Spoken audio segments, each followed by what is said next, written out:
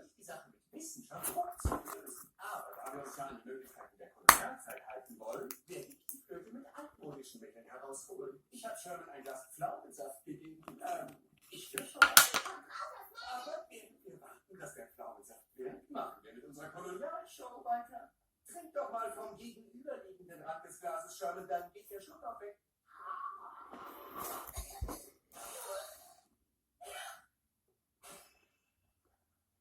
Nun zu einem sehr ernsten Thema. 1692 wurde in Amerika viele Frauen der Hexerei angeklagt. Aber heute bekommt eine von ihnen die Chance, sich zu verteidigen. Direkt aus so einem Hexenprozess heraus begrüßen Sie Mary Eastley. Erzählen Sie uns, Mary, wie kam es, dass Sie als Hexe verfolgt wurden? So furchtbar ist der Ding. Ich bin eine gottesfürchtige Frau mit bescheidenem Leben.